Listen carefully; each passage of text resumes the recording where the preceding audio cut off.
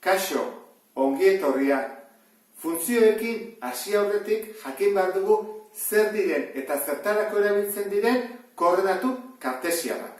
Eta hortarako hemen adibide bat jarria dut. P, puntua esan nahi du, eta parentesi artean bi zenbaki, 2 eta 3, koma batez banatuta. Eta koordenatuak zeintzu dira? 2 hauek, 2 eta 3. Eta hauek esaten digute P puntua nun dagoen. Plan honetan nun dagoen. Eta hortarako jakin behar ditugu lehenengo gauzak bi ardatz daudela, ardatza honen izena absisa ardatza da. Eta hemen jartzen dira isaren balioak.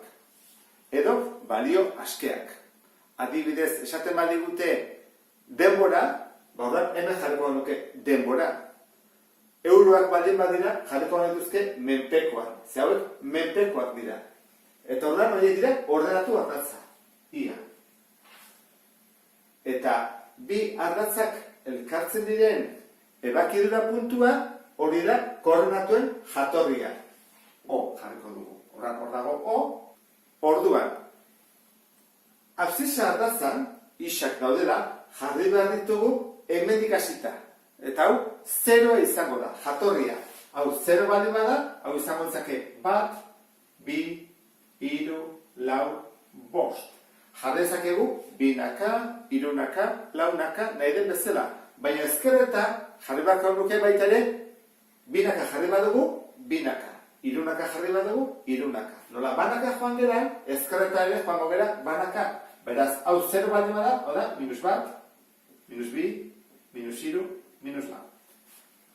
Absisa ardatza definitu dugu, horran gogoratu zaitezten, beti da ezkerretik eskubira zenbakiak handitzen joaten dira, eta erdian 0 dago. Eta bestea, ordenatuak, hemen jarri behar ditugu baita ere 0tik hasita. Horran, goruz, zer da?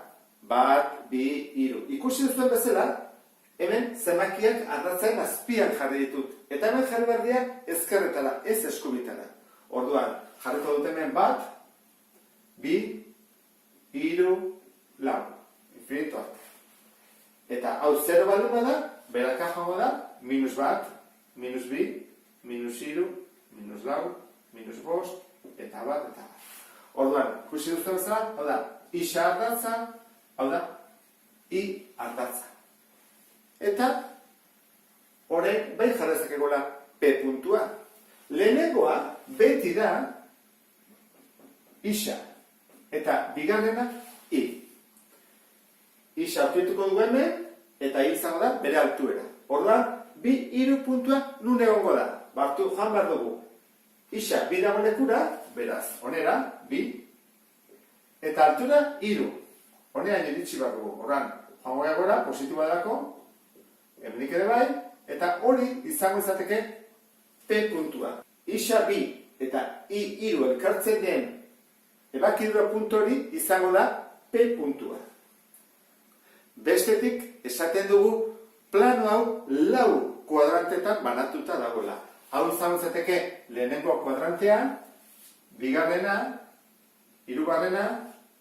eta 4. kuadrantean.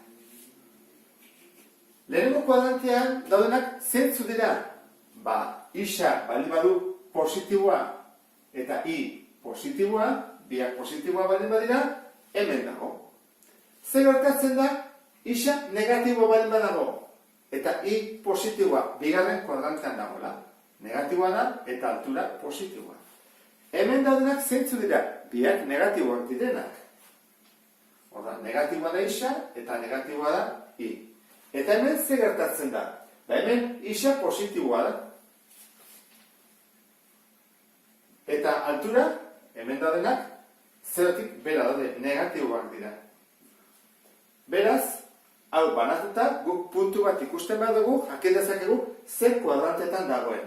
Badaude beste puntu batzuk ez daudela kuadrantetan, bezik ardatzaren gainean daudenak. Isaren gainean, ala, iaren gainean. Orduan horren, adibide batzuk egingo ditugu. 5 puntu hauek jarriko ditugu plan honetan. Lehenengo koordenatuak. 5, 4. Lehenengoa badakigu isa dela. Horra joan behar dugu, 5. Honeaino.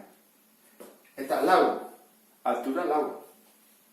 Horreten badugu, ekartzen badugu, hori izango zateke A puntua. Ikusten zuen bezala, lehenengo kuadrantean dago. Bigarren da, 0 minus B. 0 bali badago ez dago kuadrante batean, egongo da ardaz baten gainean. Ordan, isa 0. Isa 0 hemen da. Eta bigarrenak esaten du altuera, minus B.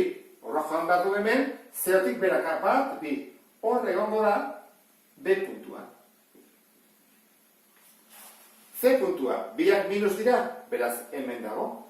Hirugarren kuadrantean. Jarriko dugu, isa minus iru. Bat, bi, iru. Eta altuera minus bat. Joatea beraka, horrela, eta hori C. D. Beraz, hau ere, ardaz baten gainean, 0 bat duelako. Altura 0 du, horren hango da, isa. Minus laura joango gera. Bat, bi, iru, hemen. Eta altuera, ez du alturarik horren hemen jarriko da. Eta hori da, D. Eta E. Minus eta plus. Horrek esan nahi du, egongo dela kuadrante honetan, bigarrenean. Lehenengoa negatiboa delako eta bigarrena positiboa. Horra joango gara minus irura, bat, bi, iru, eta altuera bi.